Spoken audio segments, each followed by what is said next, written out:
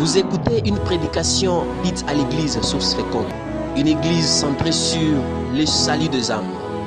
Elle œuvre dans les domaines de l'évangélisation, de l'enseignement de la parole de Dieu, de la communion fraternelle, de l'assistance ainsi que de la prière. Elle est dirigée par le révérend pasteur Désiré Mbaye.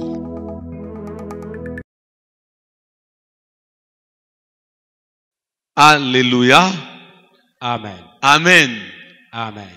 Amen. Amen. Est-ce qu'on peut balancer la main? Amina. Que Dieu vous bénisse. Amen. Nous vous saluons tous au nom du Seigneur. Tunawasalimia wote mjina la Bwana. Alléluia. Amen. Nous continuons à étudier la parole de Dieu Tunaendelea kujifunza neno lake Bwana et nous faisons suite à ce que nous avons introduit le dimanche. na tunaendelesha yenyewe tulifanya kama kiingilio siku ya Juma. J'aimerais que chacun soit attentif cette semaine. Kadiri ya Juma hii kila mmoja akiba anga yake. Nous aurons le temps d'écouter la parole de Dieu et le temps de prier. Tutakuwa na wakati ya kusikia neno na wakati ya kuomba tena vile vile. Deutéronome chapitre 1er, versets 1 à 7. Kitabu ya kumbukumbu la Torati. Bon, nous allons commencer par le verset 5 qui nous intéresse et le verset 6 et 7 qui constitue le thème.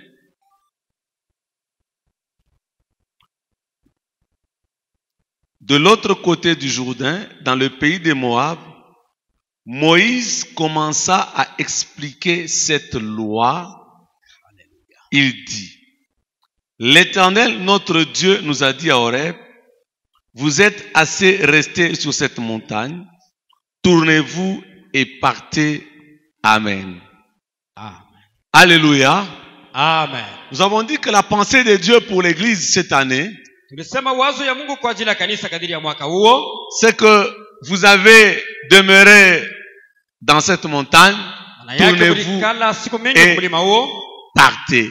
Le Seigneur nous demande de partir, de quitter les lieux où nous sommes restés des années et des années dans la même situation. Le principe de Dieu,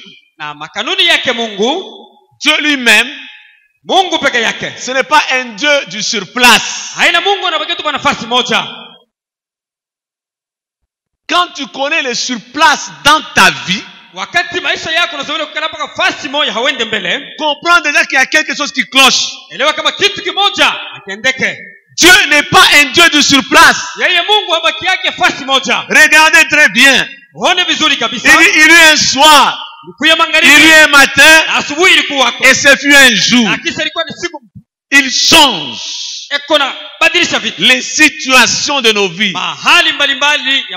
La Bible dit, je suis dans le livre de Lamentation, au chapitre 3, Lamentation de Jérémie. Il dit, ce que je vais retenir, ce que je vais repasser dans mon cœur, c'est que les compassions de l'Éternel ne sont pas épuisées. Il les renouvelle chaque matin. Dieu est un Dieu de renouvellement des situations. Tu ne peux pas rester dans ta vie dans la même situation. Le Dieu que nous prêchons, et si nous demandons aux gens de croire au Seigneur, parce que c'est un Dieu qui voyage avec les hommes, qui change. La Bible me dit, il nous transporte dans les cortèges de victoire de Jésus-Christ. Oh, Dieu veut cette année que nous puissions quitter les situations où nous demeurons il y a des années et des années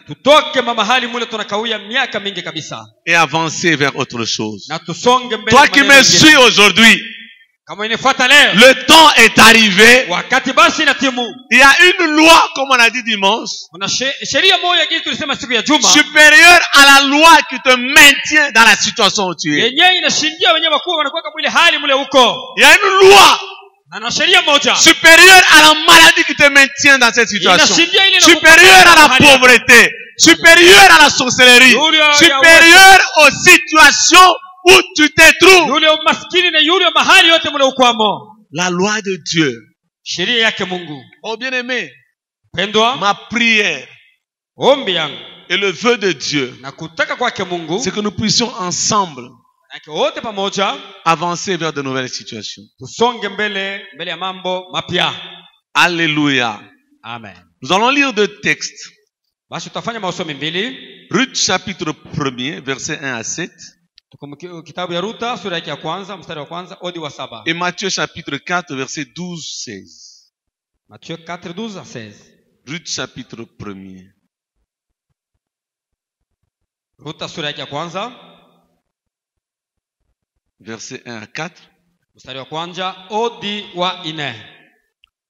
Du temps des juges. Nyakati ya waamuzi.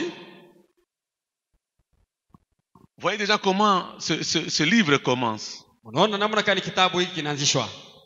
Du temps des juges. Nyakati ya waamuzi. Il y eut une famine dans le pays. Mgeni mulipata njaa. Un homme de Bethléem de Juda partit avec sa femme et ses 2 fils. Mtu mmoja Bethlehem ya Yuda alitoka yeye na watoto yake na mke wake pour faire un séjour à Moab. Ende akaishi kidogo ngambo ya Moabu. Non, un séjour. Ende atembee kidogo. C'était ça le but. Hii ndio ilikuwa fukuzio yake.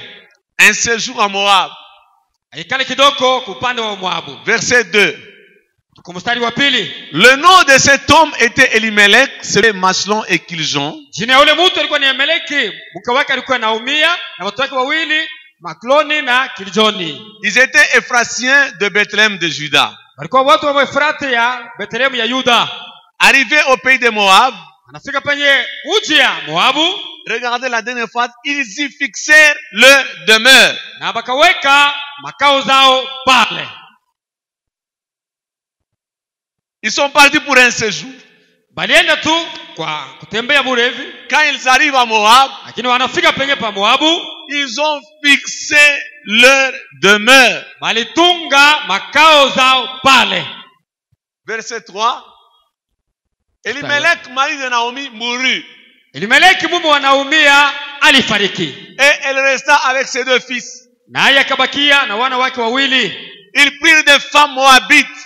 Bakachukua wake wa ngambo wa Moabu, dont l'une se nommait Orpa et l'autre Ruth. Mmoja jina yake ilikuwa ni Orpa na mwingine Ruta. Et ils habitèrent là environ 10 ans. Bakaikala pale kadiri ya miaka 10. Alléluia. Amen. Alléluia. Amen. Machlon et Kiljon moururent aussi tous les deux. Machloni na Kiljoni wao wote wawili walikufa pamoja. Et Naomi resta privée de ses 2 fils et de son mari. Naomi alibakia bila watoto yake na bila mume wake. Il est resté privé.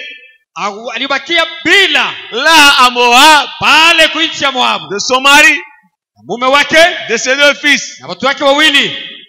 Puis elle se leva. Naye tena akasimama. Elle et ses belles filles afin de quitter le pays de Moab. Yeye na wakwewe wao wakatoka pale Moabu.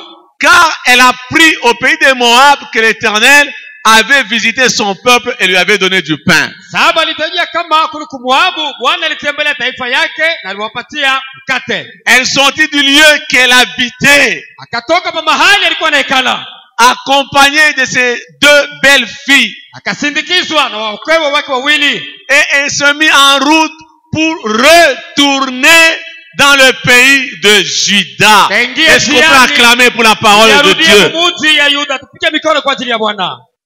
Oh, pour retourner. Tournez-vous et partez. Alléluia. Amen. Au verset 2,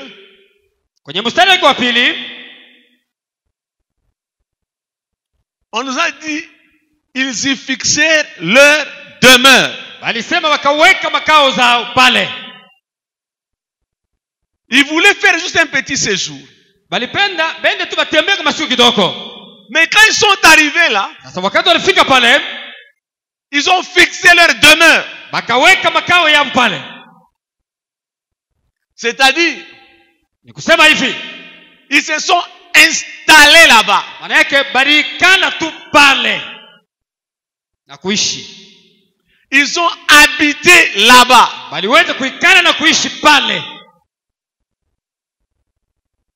Cette demeure-là, makao ile, est devenue leur adresse. Ilikuwa sasa ni anwani yao mpya. Donc dans leur identité, maana yake kwenye alama yao na kiingilio yao, on savait que Naomi, kama Naomi, Elimelech sont attachés à ça. Ils habitent là-bas. Il y a des hommes et des femmes dans ce pays. Il y a des hommes et des femmes dans ce monde. À cause des problèmes qu'ils vivent, leur adresse, leur localisation, leur identification, c'est par rapport aux problèmes. On te dira facilement, va sur telle avenue. Il y a un papa fou, c'est lui. Il y a une maison où on n'a jamais épousé, c'est là-bas. Il y a tel qui est malade, c'est là-bas. Il y a une église qui a des problèmes, c'est là-bas. Frères et sœurs, à force de demeurer dans certaines situations, ces situations deviennent finalement notre identité. On ne peut pas t'identifier par rapport à ça. Oh, je veux dire à quelqu'un ce matin, le temps est arrivé. Cette année, nous n'allons plus demeurer dans ces choses-là. Notre Dieu va nous faire partie de ces situations.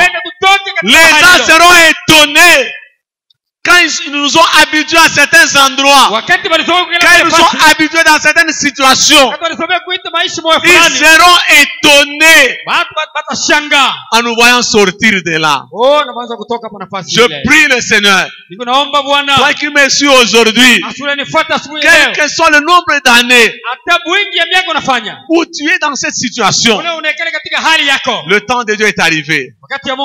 Toi aussi, tu peux partir. Alléluia. Amen. Alléluia. Amen. Du temps des juges.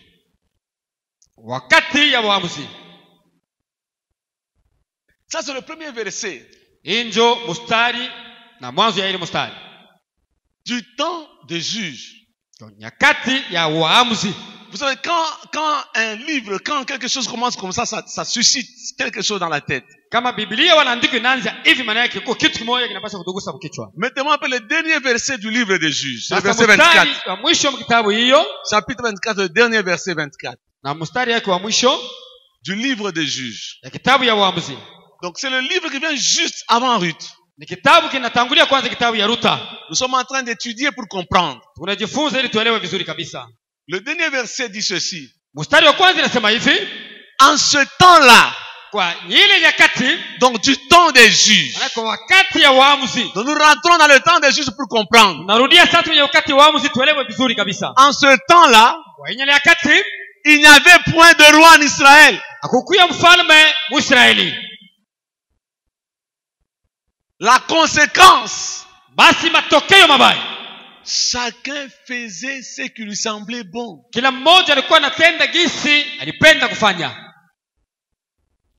Du temps des juges, il y avait un désordre. Bon. Oh, frères et sœurs, la première chose que je retiens, quand Dieu cesse d'être le roi dans la vie de quelqu'un, il va demeurer dans de mauvaises situations. Oh,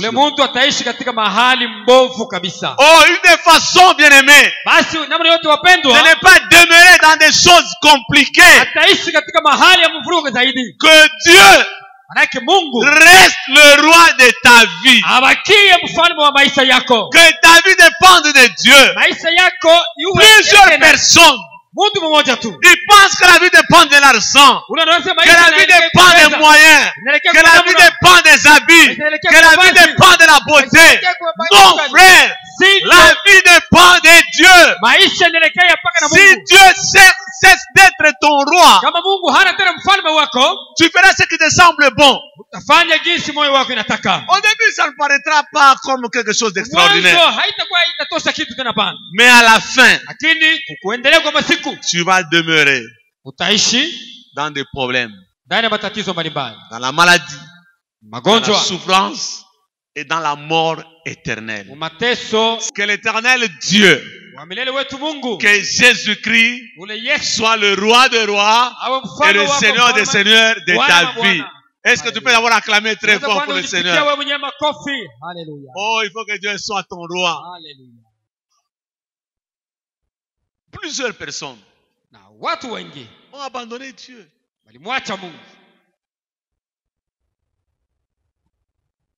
C'est pour un temps. La personne pense que non, minafika. L'homme dira que non, je suis déjà arrivé. Oh, là, je me suffis moi-même. Non. C'est vieux. En ce temps-là, il n'y avait plus de roi en Israël. Chacun faisait ce qui lui semblait bon. Ça devrait être ça le premier verset de Ruth, mais c'est le dernier verset de Juge. Et le premier verset de Ruth complète très bien ce verset. On voit vraiment que c'est la suite du livre. Du temps des juges. Donc du temps de ces désordres-là, Elimelech et sa femme décident d'aller quelque part. Oh bien-aimé, il y a des gens qui se retrouvent aujourd'hui dans des moments difficiles parce qu'ils n'ont pas compris le temps de leur visitation. Peuple de Dieu, il est important de comprendre le temps de Dieu. Luc 19, je pense, 41. 41, 42, si je me trompe pas, 42, la suite. C'est un verset qui se répète aussi, je pense, dans Luc ou dans Marc. Luc 19, 41. Ok. Comme il approchait de la ville, Jésus, en la voyant, pleura sur elle et dit: si toi aussi,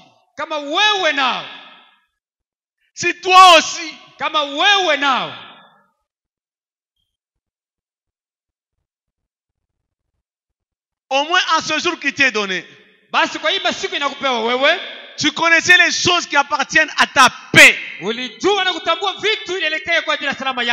N'aie pas discerné les choses qui nous amènent la paix. Frères et sœurs, il n'y a que Dieu qui nous amène la paix.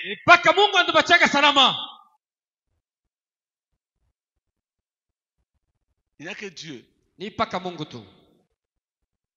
Mais maintenant, elles sont cachées à tes yeux.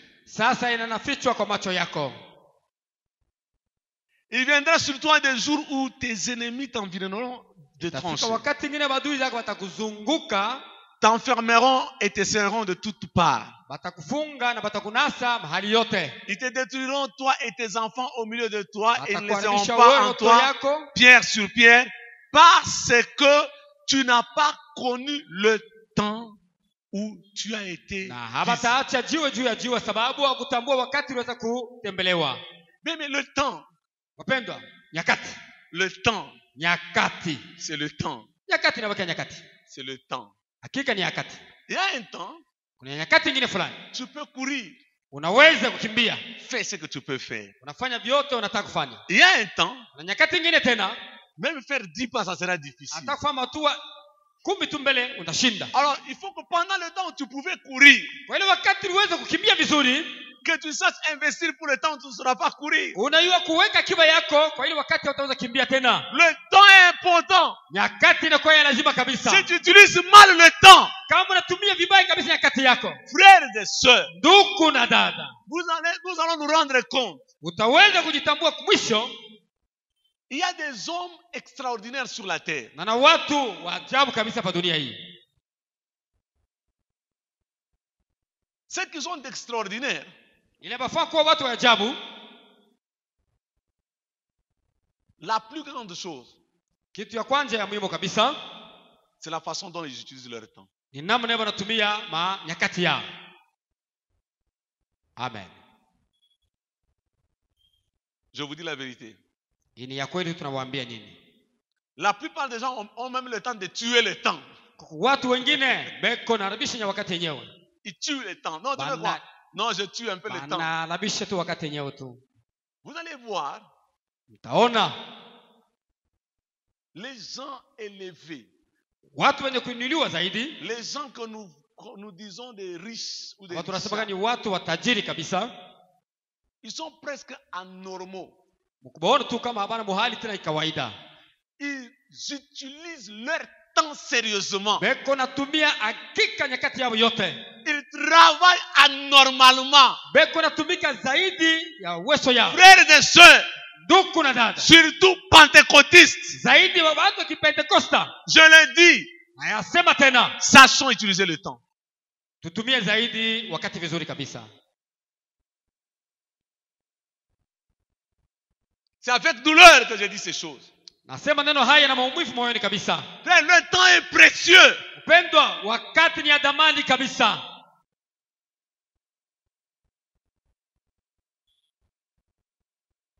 Si tu connais le temps de ta visitation, Kama ungelijua tu wakati ili unaweza kutembelewa, tu veux te distinguer dans la vie, distingue-toi dans l'utilisation de ton temps. kama unapenda uwe mtu wa mbalimbali maisha, basi tumia wakati mzuri kabisa maisha yako.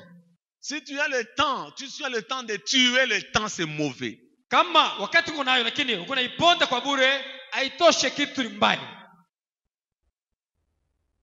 Si tu passes tout le temps à la télévision, c'est mauvais. Kama unapita wakati ya kwingine mambo mengine haina mzuri kabisa.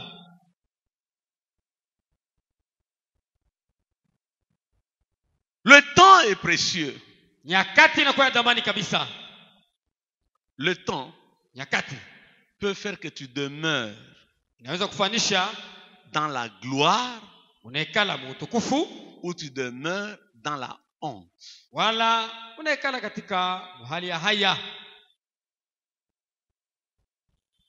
Nous avons les mêmes têtes, une seule tête chacun. Kila mmoja wetu ana kichwa kimoja tu, 2 yeux, 2 bras, une macho bouche, mbili, 2 jambes. mikono mbili, miguu mbili, Mais nous n'utilisons pas le temps de la même façon. lakini atutumie nyakati mnamna mmoja. J'aimerais que chacun regarde comment il gère son temps. Napenda kila mtu angalie unatumia wakati yake namna gani. De 6h à 6h. Tangia asubuhi mapema na kufikia kwa magharibi. Il y en a qui se réveillent à midi, qui se lavent à 14h, Wengine wana saa ya wakati, wengine saa ya 14h, qui mangent à 18h, nakula saa ya 18h, qui fait un tour en ville. anatembea kidogo Il rentre à 20h. anarudia saa ya 20h kwa nyumba. Entre 20h et 21h, il ne sait même pas ce qu'il fait. Saa ya 20h na 22h tu anafanya nini? Il se relaxe d'abord Anajipumzisha kwanza, et puis il dort.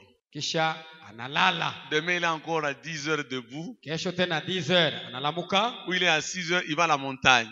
na 6h tena anaenda Il quitte la montagne à midi. anaenda kumlima, kisha anashuka kumlima midi, Il rentre pour manger. anarudia anakula, Il dort. kisha analala. À 17h, il vient à l'église. 7h anakuwa kwa kanisa. Et puis il dit, non, Seigneur, je prie pour que je ne sois pas pauvre. Siku naomba ili nishukuye maskini. Non, frère. Ndugu yangu, sivyo? Non, non.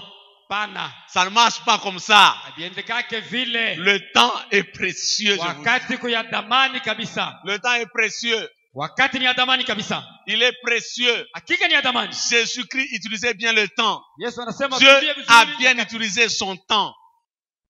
Utilisons bien notre temps. Tutumie vizuri kabisa wakati yetu. Alléluia. Amen. Parfois nous devons dire ça aux églises. Mara mingi zaidi maneno kama haya sharti tuiseme kwa kanisa.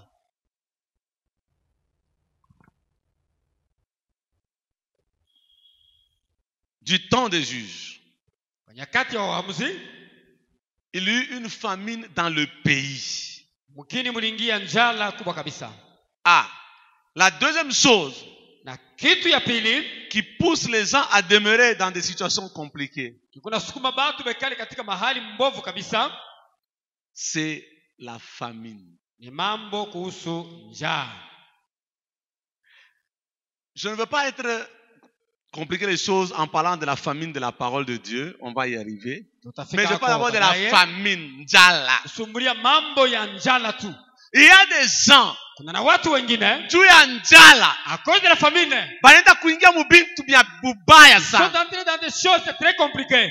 Juu ya njala, À cause de la famine simplement. à cause de la famine, Juu ya njala tu. Elimelech est resté affamé pendant 2 ou 3 jours. Elimeleki alibaki na njala. Il dit à sa femme, non, partons, bibi yake watoto twendeni. quittons. Tuondoke. Oh, bien-aimé. Basi mpendwa. Et quand ils ont pris cette décision-là, Hata kama mpango ule, à cause de la famine, kwa ajili ya njala, ils sont partis dans des problèmes. balienda kujiingiza mambo. Non, frère, Pana vile nduku. quand tu as faim, Kama na siku na njaa, on ne dit pas de prier, maîtrise-toi. abakwambia ombe. Huyo tu katika hali ya ustarehe. Il y a des caractères de l'esprit. Unakuja na mahala mengine fulani ya kiroho. À cause de la famine, Kwa ajili tu ya njaa, il a pris une mauvaise décision. alikamata mpango mbaya kabisa. Il y a des gens à cause du manque dans leur vie, Bengine tu kwa ajili ya ukosefu fulani maisha yao, ils prennent des mauvaises décisions. anakamata mipango. Il manque un diplôme, il prend une mauvaise décision. Anashinda cheti ya serikali, anakamata mpango mbaya. Elle manque un mari, elle prend une mauvaise décision. Kama anakosewa mume tu, anakamata Il mpango manque mbaya. l'argent, il prend une mauvaise Kama décision. anakosewa hela, anakamata mpango mbaya. Et ça va t'amener dans des problèmes. Utaingia ndani ya matatizo mbalimbali. On peut manquer l'argent aujourd'hui, Unaweza kosa hela mais leo, demain, lakini le kesho Dieu de toute compassion Mungu wa se huruma souviendra yote de toi. atakukumbuka. À cause de la famine, Kwa ajili ya njala tu, ils sont partis à Moab. balienda kungambo ya Moabu. Elimelech. Elimeleki. Maintenant, Naomi, elle, c'est quoi le problème? Naomi, elle est femme. Naomi yeye basi hakuna mambo, ni mwanamke. Ah, je comprends aussi une chose. Naelewa jambo moja fulani hapa. Parfois dans la vie, Mara nyingine maisha, à cause des mauvaises alliances. Alléluia. amen, À cause des alliances, kwa ajili ya mapatano moja fulani, on peut se retrouver dans de mauvaises situations. unaweza kujikuta katika mahali moja mbaya kabisa. Naomi ne pouvait pas refuser. Naomi alishinda kukatala. Elle était mariée à son mari Elimelech. Alikuwa sasa kuolewa na Elimeleki. Elle dit mina mufuate. Il dit que non, je le suis. J'ouvre une parenthèse. Hapa nafungula mkato moja fulani. Choisissez les bonnes femmes, choisissez les bons maris. Chakuleni wanamke wazuri na mchague tena mabwana wazuri.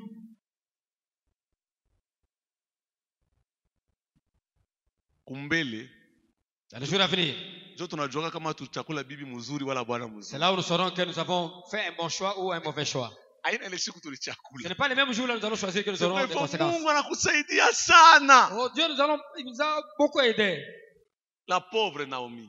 Naomi ya huyu maskini wa Buni. Apparemment c'était une femme qui avait un renom Kuonekana tu kama mama alikuwa na kavumu nzuri kabisa. dans son pays là. Ndani ya mji mlikuwa nekala.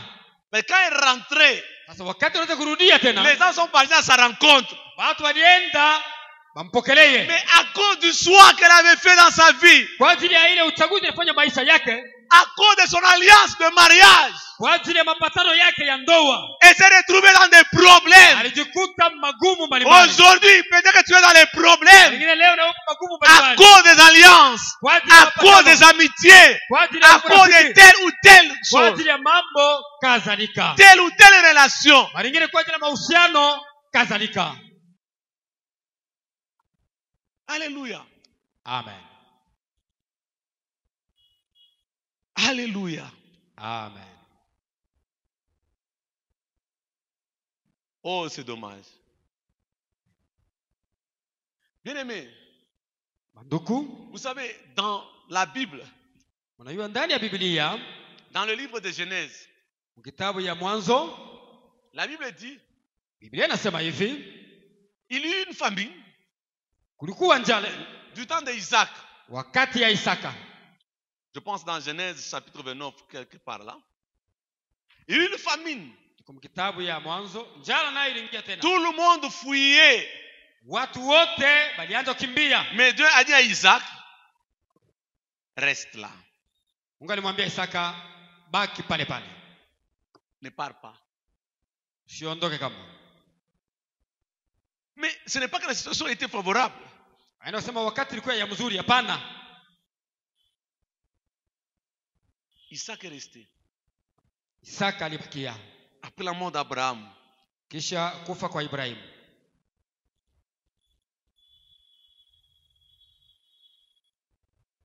Oui, c'est chapitre 26. Tukumsura yake ya 22 na 6. Même quand il y a la famine. Hata kama njaa inadumu. Que ce soit la famine du pain. Iwe njaa kwa ajili ya chakula. Que ce soit la famine de la parole de Dieu. Au njaa kwa ajili ya neno la Mungu. Tu es dans une église. Uko ndani ya kanisa moja fulani. Qui connaît des moments difficiles. Inakuwa na matatizo moja fulani mkanisa. Ne sois pas toujours pressé de partir. Hapana kuya haraka kuondoka na kwenda. Là, c'est la famine de la parole de Dieu. C'est la fin de la parole de Dieu. Beaucoup. Même dans cette église. Ils sont partis demeurer dans des problèmes. S'installer dans les problèmes. Naomi est partie. Avec son mari. Ils sont arrivés au pays de Moab pour un séjour. Mais après, ils sont restés là-bas.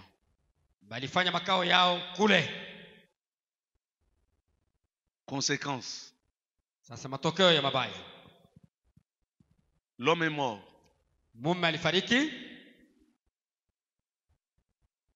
Comme ça ne suffit pas. Les deux enfants se sont mariés à deux femmes de Moab.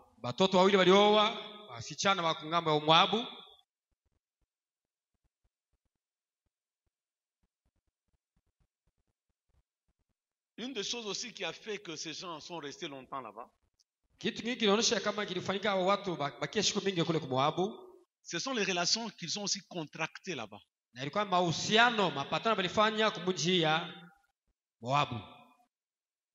Bien aimé, il y a certaines relations, si tu les contractes,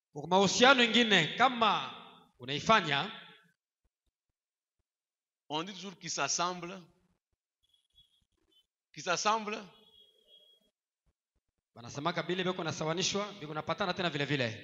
En Swahili, qui s'assemblent se ressemblent. En Swahili, facile. Swahili, c'est facile. Qui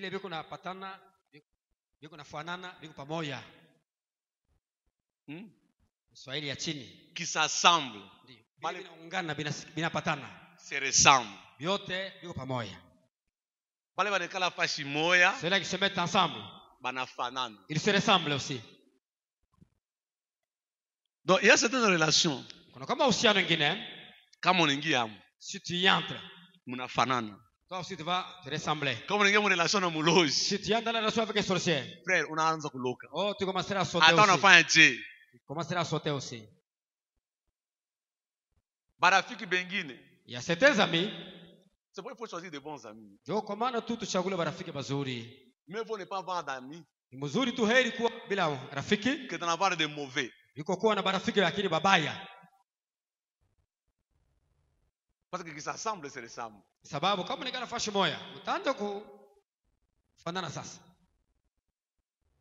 Alléluia. Amen. On trouve Pierre.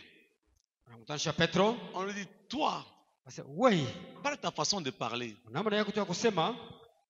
tu dois être l'un de ces.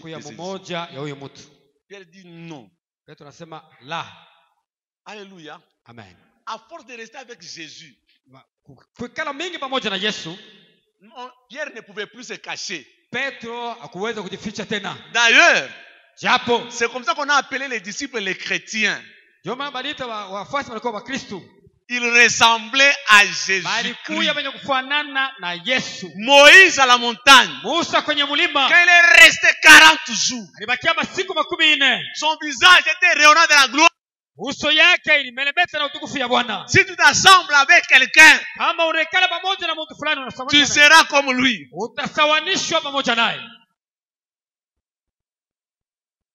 Alléluia. Amen. Alléluia. Amen. Ils ont épousé les filles de Moab.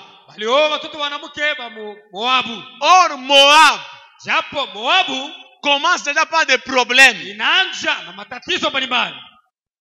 N'est-ce pas? C'est une relation, c'est une vie qui a commencé par une mauvaise relation, par un péché. Moab est né et les problèmes ont commencé. Mais eux se sont assemblés avec ces gens-là.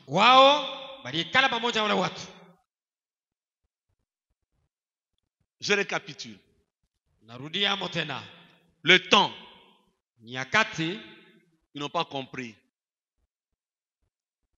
Ils ont pris une mauvaise décision. La famine pousse les gens à demeurer dans des problèmes difficiles. Les alliances que nous faisons dans la vie.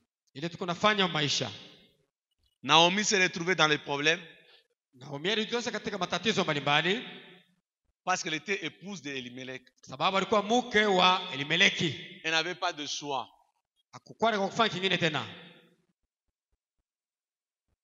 Maslon et Kiljon,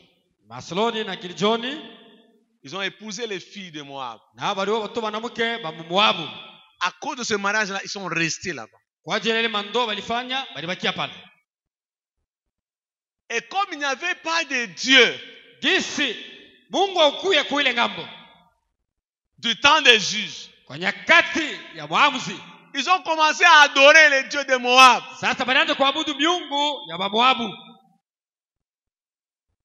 Les autres dieux. Et c'est comme ça qu'ils sont restés longtemps dans des problèmes. Je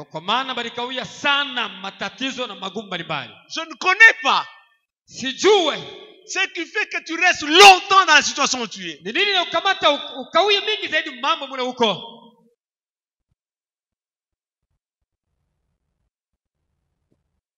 Mais ce que je sais, cette année, Dieu dit à l'église, vous avez demeuré assez longtemps. Le temps est arrivé. Tournez-vous et partez. Alléluia.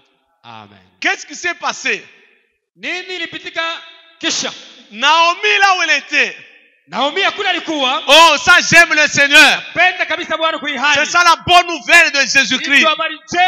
C'est ça la bonne nouvelle de salut. Même si quelqu'un demeure dans la sorcellerie, même si quelqu'un demeure dans la prostitution, même si quelqu'un demeure dans la maladie, dans des problèmes,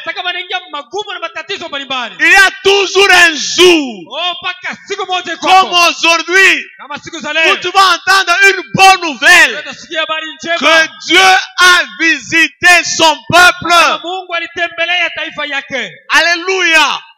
Dans Matthieu chapitre 4, le peuple qui était dans l'ombre de la mort, il habitait là-bas. C'était ça son pays. Mais un jour, une lumière les a suivis là-bas. Oh, je vais dire à quelqu'un aujourd'hui, Jésus-Christ est en train de suivre des hommes et des femmes pour qu'ils quittent leur demeure des problèmes,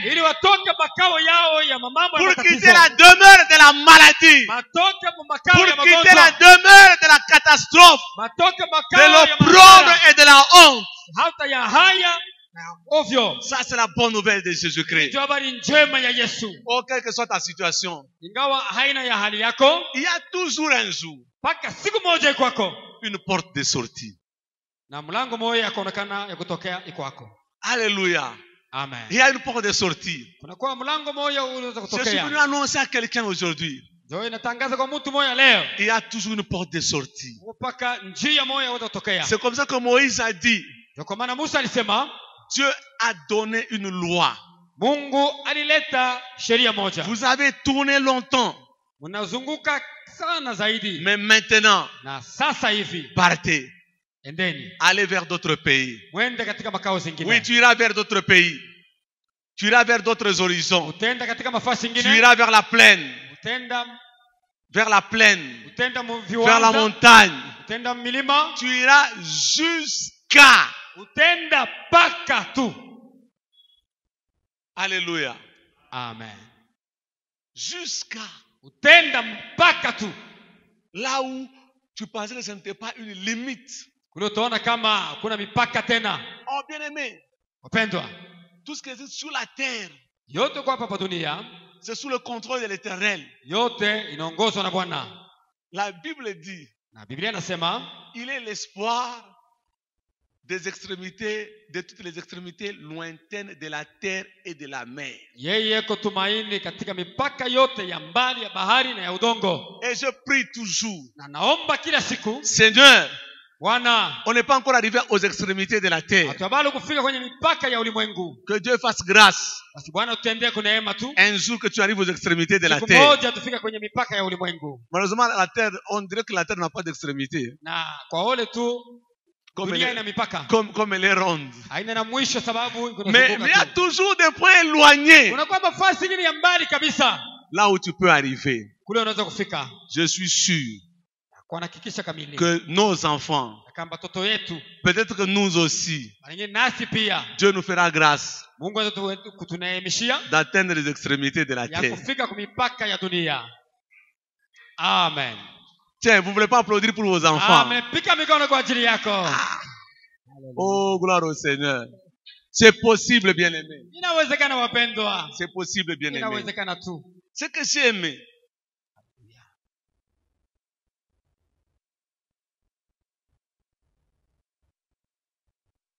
le verset 6 de Ruth, chapitre 1er. Mstari wa 6 wa Ruta sura yake ya kwanza. Naomi se leva. Naomi akasimama. Elle et ses belles filles, afin de quitter Moab. Ili batoke Moabu. Elle demeurait là-bas. Alibakia kule. Elle était assise là-bas. Alikuwa mwenye kuikala kitako kule. C'était ça son adresse. Ndio ilikuwa anwani yake. Mais un jour, Sasa siku moja, Dieu lui dit non. Mungu anasema la. Écoute la bonne nouvelle. Sikia basi habari njema. Il n'y a que la parole de Dieu Ni mpaka tu neno la Mungu qui peut relever quelqu'un inaweza kuinua mtu de la demeure de la mort kutoka fasi ya kufa au lieu de la gloire. kupeleka fasi ya utukufu. Quand tu écoutes la parole de Dieu, Kama unasikia sauti ya Mungu, frères et sœurs, ndugu na dada, beaucoup de gens se plaignent quand ils prient. watu wengi wanalialia na kuona kama wanaomba. Mungu yo, Oh Seigneur, Mungu yo. Seigneur. Il passe 5 heures de prière. Anapitia wakati mingi ya maombi. Mungu yo, Kuna omboleza. Mungu yo, Eko paka naomboleza. yo yo yo. Eko naomboleza. Mungu sasa tukunyacha. Oh, tu m'as abandonné, Seigneur. Mungu umi unanyonea juu ya nini? Seigneur, pourquoi tu m'as laissé comme ça? Frère, changeons notre façon de prier. Tugeuze manamna yetu ya Ce n'est pas kuomba. parce que je pleure sur moi-même que j'ai bien prié. Non, Haina sababu najililia na kujisikia huruma mimi mpaka sasa naomba mzuri kabisa. le diable n'a jamais pitié de quelqu'un qui pleure. Shetani asikilia yake huruma ule yako na alialia. Tu dois te lever. Wewe pale sasa Tu es shimama. enfant de Dieu. Mtoto ya Tu Mungu. dis, Seigneur, Sema Bwana, j'ai écouté ta parole. sikia sauti yako. Je me lèverai. Sasa J'irai vers mon Père. Et je lui dirai, Nitamwambia, Père, Baba, voici, unione je veux que ma vie change. mimi ni hapa. Alléluia. Amen. Passons à l'action dans la prière. Tuingie mtendo ya maombi. Passons à l'action. Tuingie kutenda Naomi maombi. était assise Mtu anekala. dans le pays de Moab. Anekala muichi ya Moabu. Elle était là. Ses enfants se sont mariés. Ils ont fait 10 ans là-bas. Sans compter le nombre d'années de Naomi. Mais un jour, pendant qu'elle dormait, pendant qu'elle était assise là-bas, elle apprend, frères et sœurs, laisse tes oreilles toujours capable d'écouter la parole de Dieu. Laisse tes oreilles toujours capable d'écouter la parole de Dieu. C'est elle qui te donnera la vie. C'est elle qui donnera le go dans ta vie. Tu écoutes cette parole. C'est fini. Dieu ne va pas te soulever. Ce sont des cas rares. Hein? Combien de gens que Dieu a soulevés? Il y a Lot. Il y a Lot. Qui d'autre? Élie. Dans les tourbillons. Non, là c'est au ciel. Ah, ok. Mungu anamtosha mambo. Allez, les mains de l'autre côté.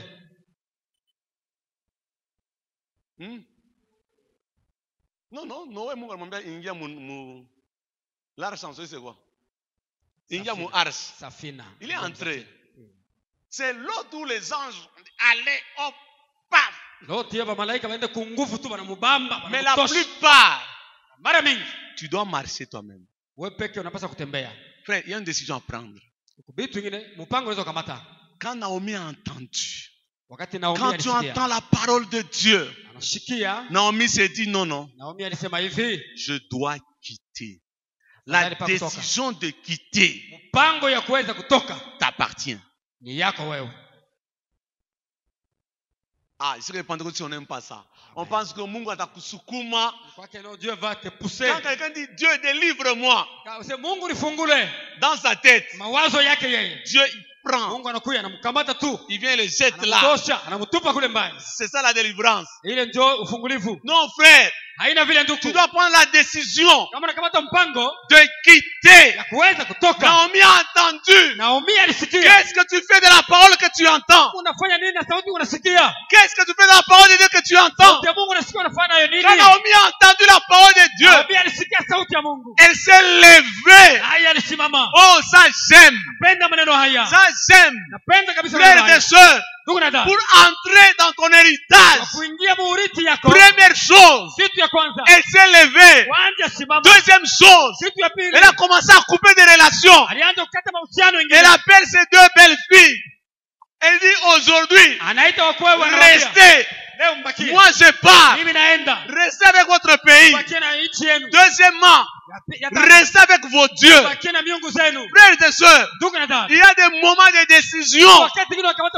Soit c'est l'Éternel qui est Dieu, soit tu continues avec tes dieux. Ruth a dit, non, moi, je choisis ton Dieu. Partons. Alléluia. Amen. Alléluia. Amen. Frères et sœurs, aussi longtemps que nous ne faisons pas ça, nous allons demeurer dans des problèmes. Choisis. Lève-toi. Tu as écouté la parole de Dieu. Qu'est-ce que nous faisons de la parole de Dieu? Bien-aimé, je peux me tromper. Un constat que je suis en train de faire maintenant. Une des choses qui rend faibles les chrétiens actuels, congolais, même la plupart des pentecôtistes, il y a beaucoup trop de musique que des évangélistes.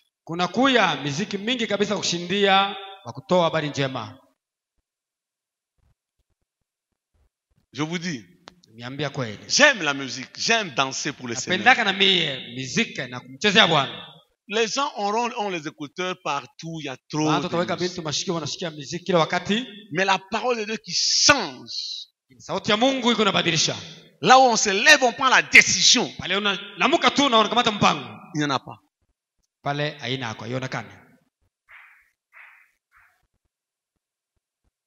Il n'y en a pas. Inako. Et c'est comme ça que vous allez voir, il y a maintenant des situations. Raison pour laquelle cette situation reste et demeure éternellement. Il y a des décisions à prendre. Oh bien-aimé, nous devons prendre certaines décisions. Ton temps. Est-ce que tu comprends que c'est le temps de ta visitation? Est-ce que l'Éternel, le Dieu d'Israël, est ton Dieu?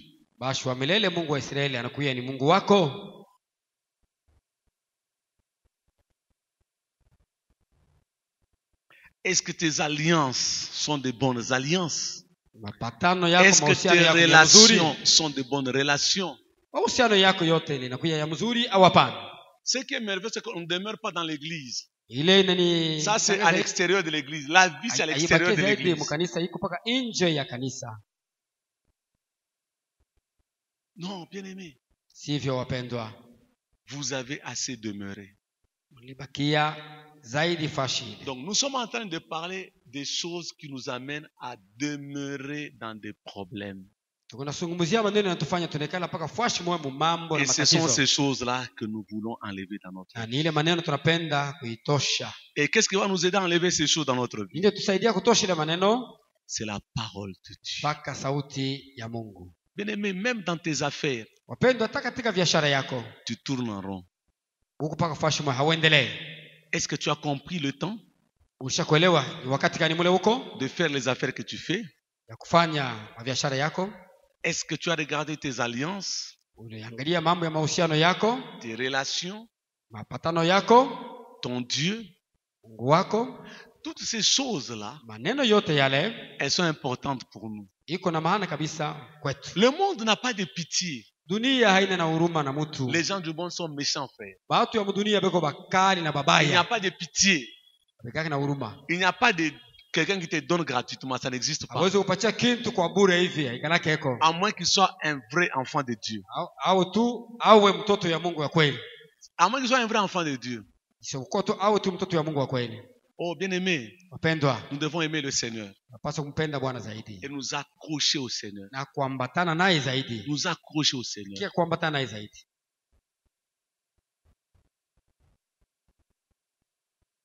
Tu demeures dans quelle situation? Qu'est-ce qui t'a amené dans cette situation-là? Mais aujourd'hui, nous voulons prier. Nous voulons prier. Parce que la loi de Dieu, quand tu l'appliques, elle est capable de te sortir.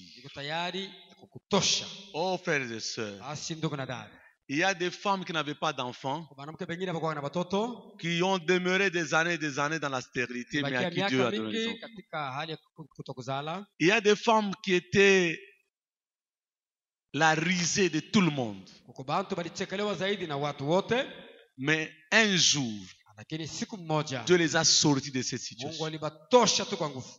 Il y a des hommes qui vivaient dans l'humiliation. Mais un jour, Dieu les a sortis. Le même Dieu qui a sorti Naomi, le même Dieu qui a sorti Isaac, le même Dieu qui a visité ceux qui habitaient Zabulon.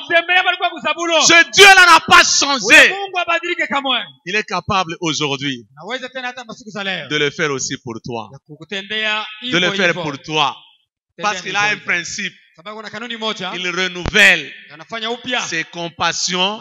Il renouvelle ses bontés. Oh, pour toi aussi. Aujourd'hui, Dieu peut renouveler. J'aime le Seigneur. Si tu ne connais pas le Seigneur, viens au Seigneur. Si tu es déjà au Seigneur, arrange seulement. Frères et sœurs, Dieu refuse que tu tournes en rond cette année. Non, frères et sœurs, nous n'allons plus tourner en rond dans nos vies. Nous n'allons plus tourner en rond. Tout droit. jusqu'au grand fleuve. Oui, straight, tout droit, straight. Nous allons partir avec le Seigneur. La Bible dit qu'il nous transporte dans le cortège des victoires de Jésus-Christ. Alléluia. Pour ne pas tourner en rond. Alors nous allons nous mettre debout. Nous voulons prier. J'aimerais que tu pries ce soir.